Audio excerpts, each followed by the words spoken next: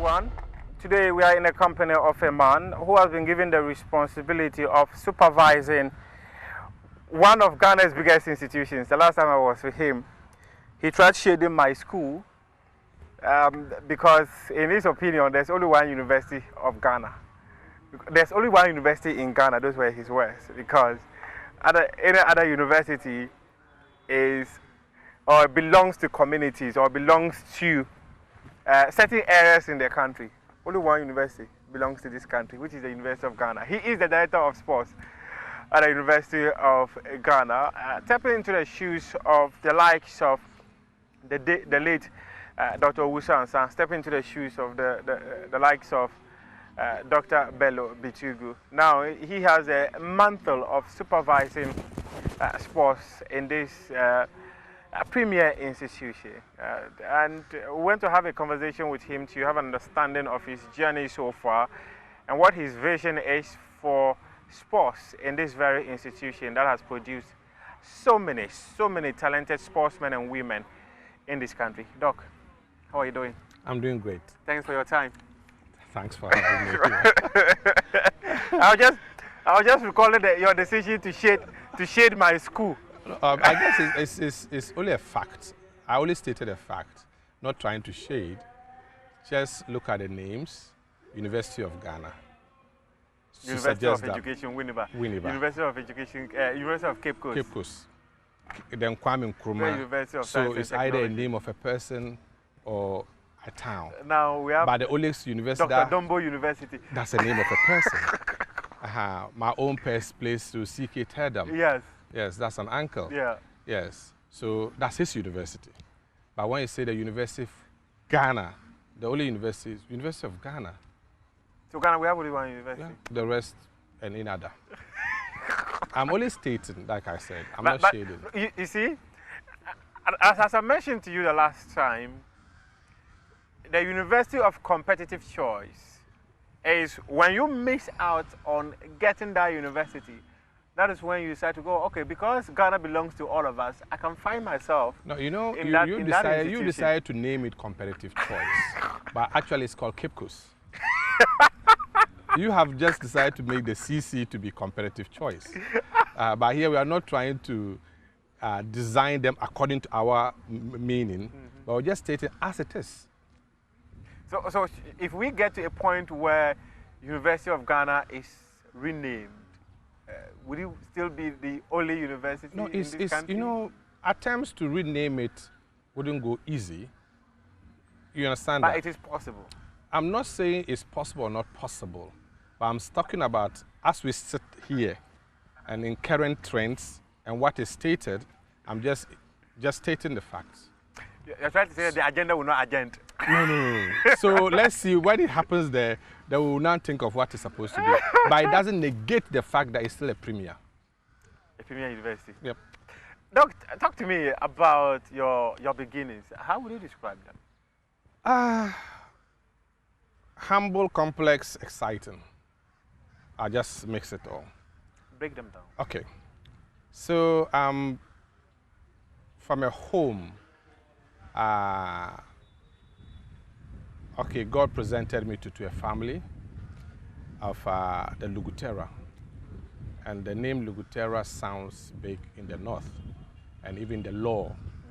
Yeah. Like I mentioned earlier on before we started, you can't do law in the country without going through Northern Engineering and Luguterah.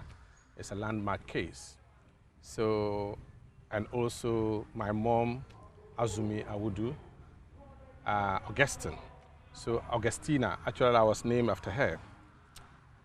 Yeah, and I grew, as part of my growth, my mom was schooling. So when she was schooling, I grew up with my grandparents who were virtually living in Moshizongo in Tamale. Oh, okay. Yeah, so that's why I say mixed. Oh, okay. Yeah, okay. so in Moshizongo I had a blend of life, which actually groomed me to who I am now. Because in the typical home of the Luguterahs, it's a wall environment where you find it difficult to even step out.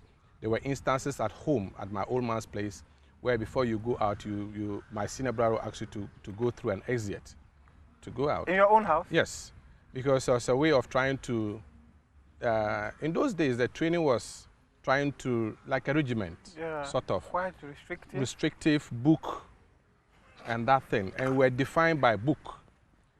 You were not defined by what you do and other things. So far as you do well in the classroom, you are good to go. If you do anything out of the classroom, you are not good to go. So it was like that. So I felt comfort. I just felt so much relaxed and more comfort when I was in Moshizongo, because that was a place where there were no walls, no boundaries. Any house could be your house. You could run from one community, one area to another area. And when you get there and they are eating, you can eat You some. can join. So anybody by your house is a relative, whether he's coming from your hometown or not. And I can tell you, in those days, Moshizongo was an interesting place because it was mixed up of different people.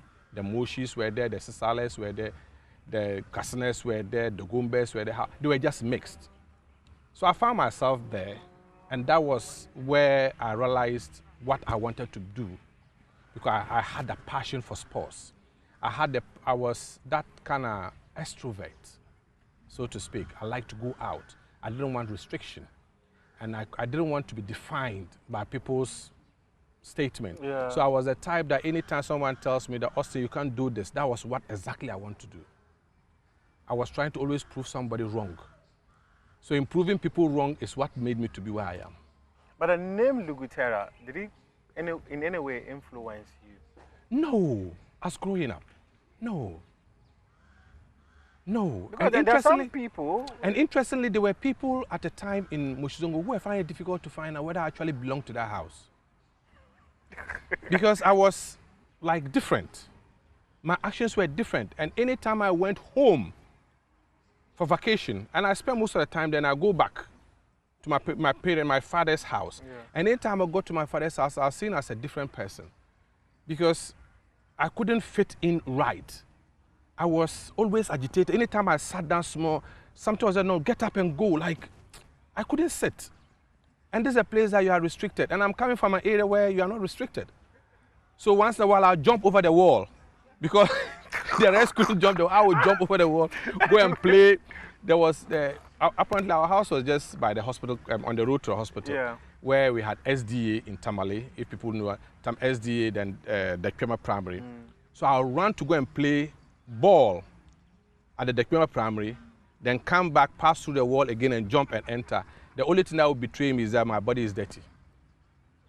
So I'm sure so passing through the gate, they will know where you went, or you couldn't use the gate? No, if you are going out to the gate, you either see my old man sitting down reading newspapers, or you see my senior most brother. With his glasses? Yes, looking at you. And when he does this, it means that he has seen you? No, not even, you don't even dare to let him see you. The sight of him will tell you, pass a different route. Or go back. Go back. So the only option was to go out, or the day he's not in the house at all, then you could pass the gate, go and do your thing and come back. Yeah, so that was me. And the likes of Bawa Fisheni, his brother, Alasan. Yeah. So we grew up in the same environment. Oh, I see. So we see ourselves as brothers. So, Bawa Fisheni, the president of Ghana Athletics. So if you meet them, they will tell you so much about me, because we grew up in the same environment, running up and down, doing whatever we could do. Were you also running with them? No, they were doing, because they became athletes. They were running and I was in the balls. Oh, okay. I started to play football. Yes. But so you are a disappointed footballer? Will I say so? I say so. I would say probably the flair wasn't there, because at that time we had people who were far better. I got to play volleyball by mistake, because I started playing basketball. And how did you get into the volleyball? Yes. So I started playing basketball at secondary school. So whilst at basketball, it was like, basketball was like fun. Yeah. And interestingly, like, if you want to know of the school, ask Fentu, he will tell you the name of the school. You've started. I've started a fight. You've started. Yes. So the same school with him. Yeah? Yes, but I mean, when I was there, he wasn't around. Yeah, he was not there. Yes. So Canton Secondary School was a excitement place too, that we had. Most of the people were from the environs to move. Oh, okay. The nearest were coming from Bolga, Wa. But in Tamale, you were in Tamale, all of a Yes, sudden to Canton. good. So I was there because my uncle at that time was working there. So I was taken to Canton because they thought that my uncle could tame me. Because he was a hardcore. You were the lion in the house they needed to tame. Not lion, but I was like outlawed. Yeah. I didn't respect boundaries. So they thought that he could tame me. So I was taken there. So it was there that I realized that I had these friends from Bolga who come with ball and we play. Because at that time, if you want to go and play football, there were big boys there. You want to do any game, they were the big guys. But when you go to play basketball, it was only selected people. It wasn't for the zongos, so to speak. So that's how I started playing basketball. I happened to appear on the volleyball court because at that time they were renovating the basketball court. Oh, okay. So I passed there, people were playing, I looked at it. And interestingly, I'm good at looking at things to do. So I looked at them playing, I said, I could play. So I entered, and because I already had coordination, I entered. The first thing I was interested in was the spiking. I wasn't interested in receiving. You threw the ball and you just threw the ball for me. So when I jumped, basketball rim is higher. Yeah. So when I jumped, I realized, wow. This one you can fly above the net. The net was everywhere. So I hit, boom. So when I hit, the PE teacher, that said, no, you can't go anywhere again. Remain here. So I just remained and started playing. And at the time I was playing too, I was still small. I had grown-ups playing. Then after school, after basketball, then I took it up. And that's it. You mentioned something earlier about law students, right?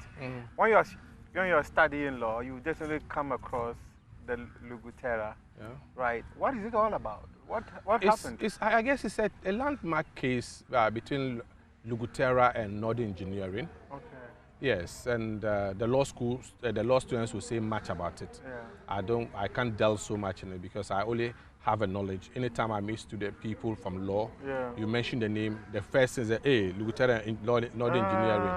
Yes, and my dad, I remember there are a lot of people who have come to him to understand the whole case. Was he a legal luminary? Yes, like I mentioned earlier before we started, he's among the early lawyers in the North.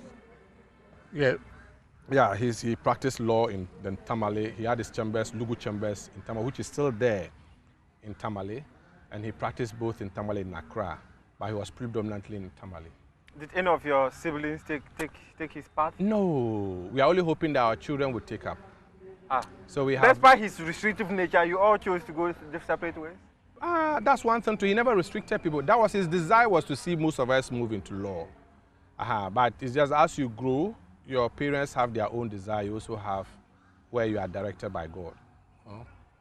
So I moved into sports. You were not directed by stubbornness. Yeah, so I moved into sports. And also, the thing that helped me also was because I'm coming from the home that like learning, I didn't take my sports only practice. I had to go to school in that direction throughout to my PhD level to now develop my own self in that direction instead of just playing. Yeah. My other brother, Albert, he's the VC for CK Tedam now. He veered into maths. He did his first degree maths, second degree maths, PhD maths. So he has carried all the maths in the house to do that direction. Those of us who had phobia for maths when we were in school. And he was doing maths until PhD level. Yeah, so the other siblings, one of my senior most, he's a chartered accountant in Canada. The other one to same. He was a CEO for SOS, but now in UK. Oh, okay. Yeah, so everybody veered in. I have my other case sister in UK too, who's also into education. He has his PhD, but he's heading a school too. So varied. And my other brother, Victor, he's veered into business. But even as you are veered into business, you have to also go to school. He has also two of his masters, all in business strategy and the rest. He's moving in his direction. So everybody is finding his level, trying to occupy space. I know my level. And leaving the old man in his own level, hoping that our kids will also grow to take up the story. But the restrictive nature of your dad, is this something you're pumping into your children? Blend of me and them. What? Because I try to give them space to explore. Okay. Because in these current times, if you dare prevent them, remember that they'll be communicating with somebody far away from you. They have their phone. Yes, yes. In those days, we didn't have phone, so you could restrict. But this time, if you restrict the person, oh, you've given me space. He'll be in his room chatting with somebody on phone, far away from you. So in my way, I try to say that, okay, let me have a conversation with you. Let's rather interact more instead of interacting with somebody on the phone. Let me understand what you want to do. Let me guide you to do what you want to do. My boy plays basketball. He's in school. He's doing so well. So I try to say that, okay, you can do this and still go to school, because I did that and went to school. So let's just have that conversation, not to restrict you. Don't do this, don't do, because I don't know what talent you are coming up to the world with. Yeah, so why should I restrict you? How many children do you have? 3. 3 children? Yes. One just finished doctor in medical laboratory studies. And starting to pursue her master MPhil in cancer genetics. Yes. But Doc, you have only 3 kids. 3 yeah. pet. And it's okay. Pet, it's okay. It's okay. It's okay. Is the system very okay. Very okay. At least I've been able to, with my little resources, I've been able to guide them with that. When you were mentioning your father's children, there were more than 3. No, after us, in those days. Your father gave birth to how many? See, you can't even we are remember. about 16 plus. 16 plus? Yeah, still So if your father was giving birth to 3, will you be there? No, but the point is that he had more than one wife. Maybe if he had more than one wife, he's able to put this 16 plus. No, he had more than one wife. I had just one. Just one. Pet. And no, not to do. No, it's okay. This thing is not fair. Your father did 16 plus. You can't do only 3. That's what I'm saying. In their days, the population of Ghana was less than 5 million. So you want to cut down on Ghana's population? No, I'm trying to manage Ghana. I'm managing Ghana, trying to say that, okay, I shouldn't add to the troubles of Ghana. Of this country. Talk to me about the volleyball thing. You spoke about how going to the volleyball court because of the renovation of your basketball court, and that walked you into volleyball. How would you describe that journey? Interesting and exciting. And even as I moved into volleyball, I still didn't stop playing basketball. I was still playing basketball and volleyball. So I used basketball as a warm-up, as a place to train, to hit up, and go to play volleyball. Okay. So interestingly, when I was in Tamale training, that was my peak. Where I was playing youth home, we had basketball court and volleyball court just by close to each other. Okay. So I go to basketball, warm up, play, do all my jumping, do all my shots, then move to volleyball. And sometimes I use the basketball as, hitting. I hit against the basketball. And imagine hitting against the basketball, you meet the volleyball, it becomes so light. So light for you. So light, yes. Yeah, so that's why I started, and it was so exciting. You were so good at both? Good at both, but volleyball that was my strength. Yeah. And it took you to the top? Yeah, it took me to the top. For the university, I was playing both volleyball and basketball. For national programs, I was only in volleyball. Wow. And I'm sure that ushered you into the position because of your likeness for volleyball. It ushered you into leadership positions in volleyball. Yes. Yes. So currently the Vice President for Volleyball Association and the first President for Development Confederation of African Volleyball. First in Ghana. Hey, I'm speaking to a big man. Oh, no. Today I've met my destiny helper. Oh, just... Today I've met my destiny helper. Oh. Hey, Doc. Oh. First, oh. Yeah. First. Yeah. First. It's not easy to be first. Ghanaian, yeah. It's not easy to be first. That's a massive, massive achievement. Yeah. So tell me about the Volleyball Federation. What are the special things that you are doing in there? You know, the Volleyball Federation, just like any of the other federation, has its own challenges. Yeah. And the challenges is always on support. The issue of support. Support in the country games, or especially sports, has always been soccer, football. The rest of the other sports are hustling, trying to survive on footing.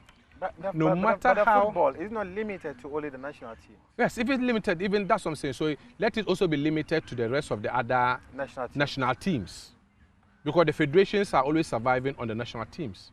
The rest of the other teams you work on from from all the regional levels are supposed to feed into the national teams. So the league matches you play, why are you playing them? To feed into the national team. The youth development, what are you doing? To get it to graduate into the national team. So everything is ending up at national team. Yeah. And who manage the national team? The federations. The federation. You get that? And that is where support is needed.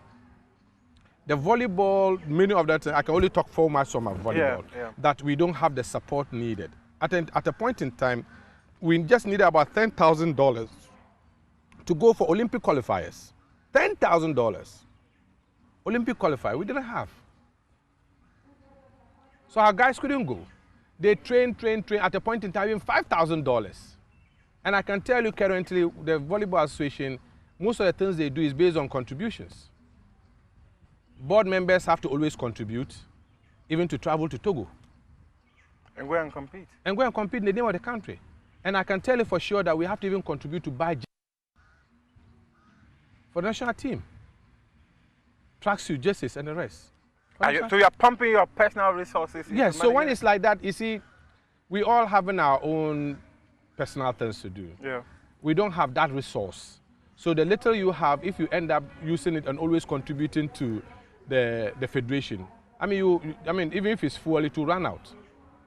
You at a point in time, you yourself, you start getting, depressed by these actions. Yeah. I was going through a bit of your biography, and you've been in physical education sector, teaching at the basic and up all the way up to university for like 25 years plus. Yep. 25 years. That's what, 1999? No. So started teaching from 1991. 1991. Then it's 30 plus.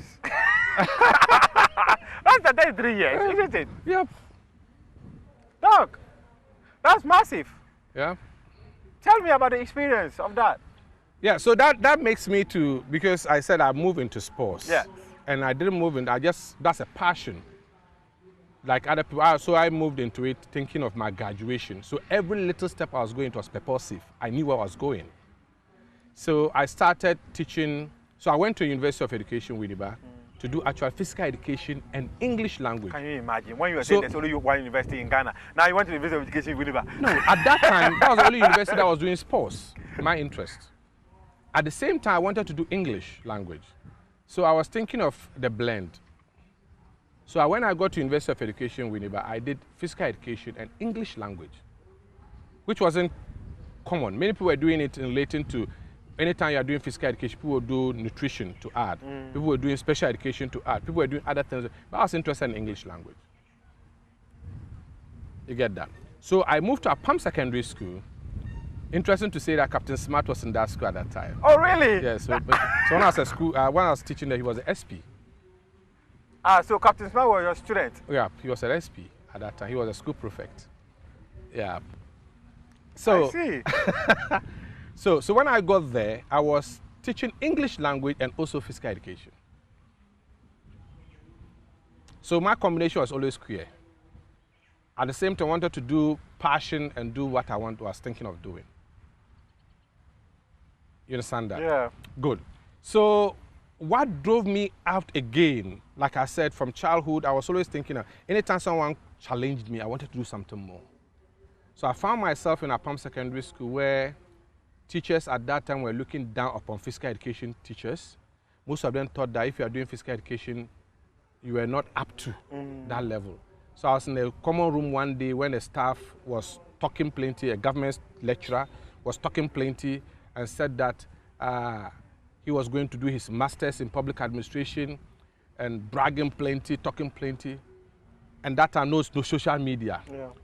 So I looked at it and my focus was how to find a way of silencing this guy. So I picked the paper and I saw the same publication, University of Ghana advertising for public administration. Yeah. So I also applied.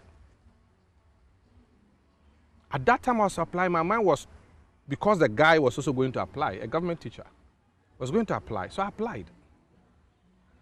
We came here, at that time we came for entrance examination. You came for entrance examination, and I passed, he didn't pass. So the list again appeared on papers. So I cut that part, pasted on the notice board and highlighted it where my name appeared.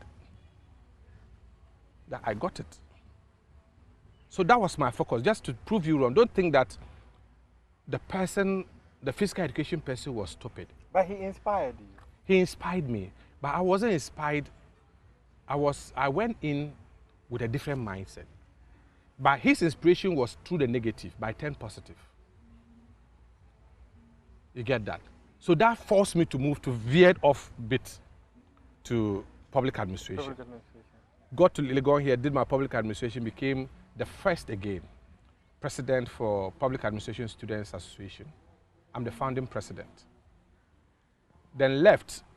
After that, my focus was still there. No, the sports is still hanging there. So I had to go back again to now do the masters again in sports. So I'll be in alignment.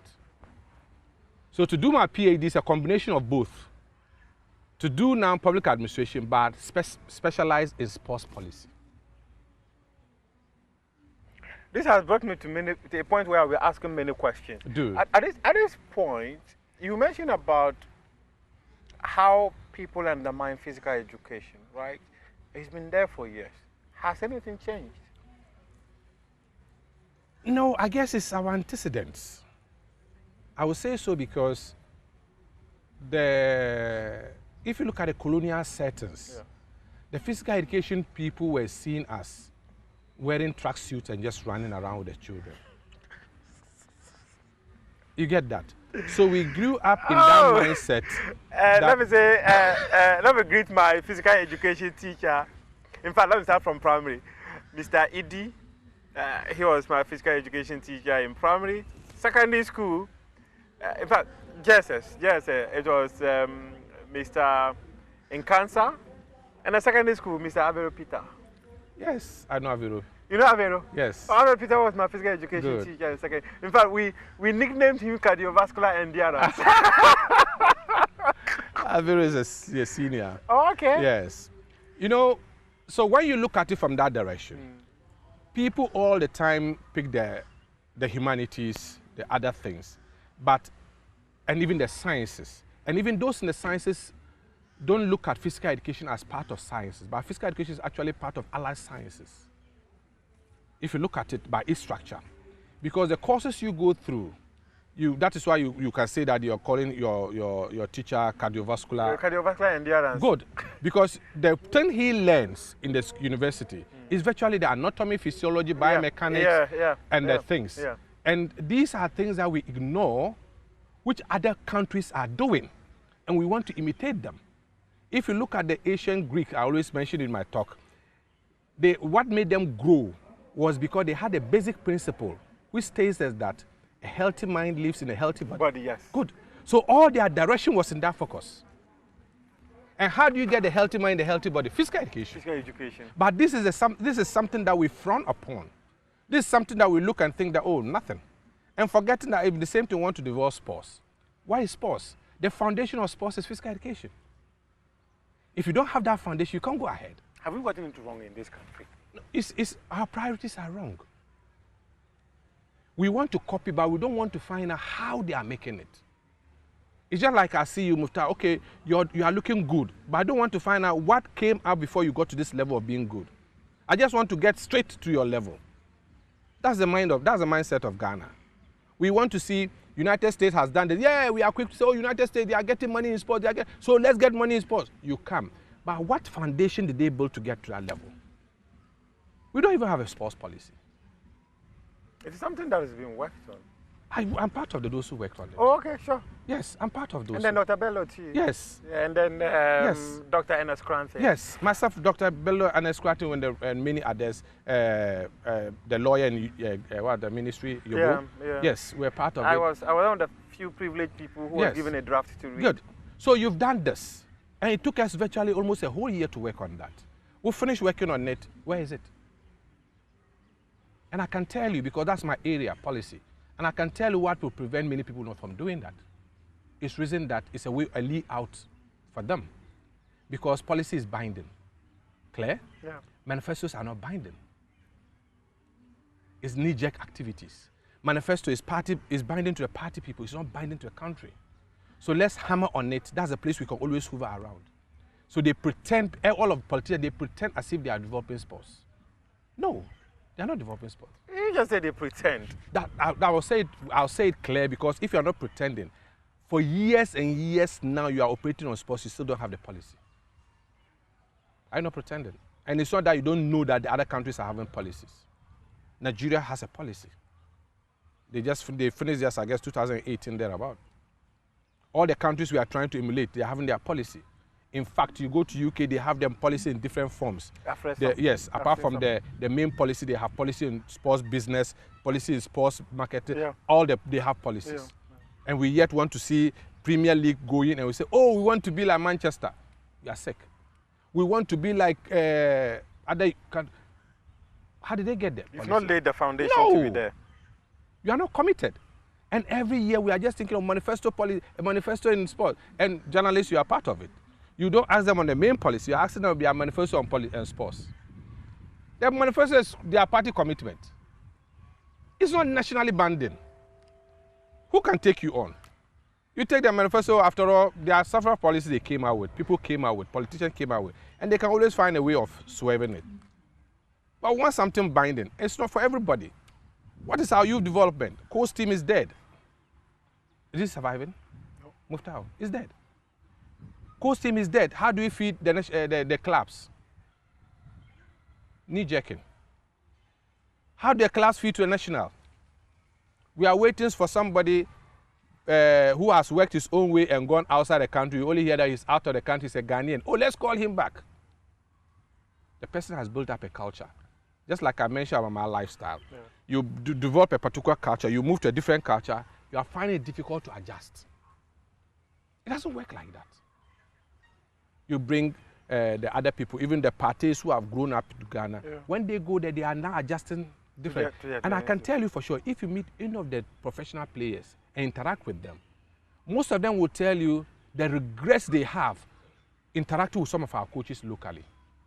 The time they have wasted with our local coaches. Because most of them will think that our local coaches have wasted their time. Because when they get there and they are exposed to different regiments of training, they realize, oh, wow, they are getting improvement. So us and our coaches are not up to standard? Not up to standard. They are also victims. They are victims of the system. The system. They are not exposed to quality. They are exposed to what is available. They are victims. They are not. They are enthusiastic to teach, to coach. We have this enthusiastic type of coaching we have in Ghana, but they are not exposed. Analog coaches in digital era. I can tell you, some of them can coach, but when they ask them to read the game, he doesn't know how to. He doesn't know where the beginning. And coach is an art. It's an art, pure art. So when you get those who know the art, it's easy to operate. They just see that I have to do this, that, and get this. So while they are using, you remember these African games? When we're having the African games? Yes, yes. Good. Anytime we're playing volleyball, the Egyptians, technical team, they came with about 5 more people, ICT. Theirs was analysis, game analysis. And they came with complex softwares. So while the game is going on there with their laptops, keying in and feeding the information to assistant coach. So they don't care what you are doing, they are keying in, analyzing. They give. Anytime they call for timeout, the assistant coach is holding the computer and telling them what to do. We are sitting with board, pulling left, right, center, trying to understand. You call the player who doesn't even understand the diagrams, trying to tell him, move here, move here. By the time he gets there, he has forgotten what you have said, he should move. People have moved beyond analog. So we've been left behind. We don't want to learn. We don't want to spend money on human resource building, development. And I can tell for sure, people are moving into the sports industry for what they will get out of it, not the development. That's a fact of it. I'm being blunt. Doc, I have a question to ask, and I'll come back and ask this question. But this conversation will continue on Saturday at 7:30 p.m. on the Joy News channel. So stick and stay with us.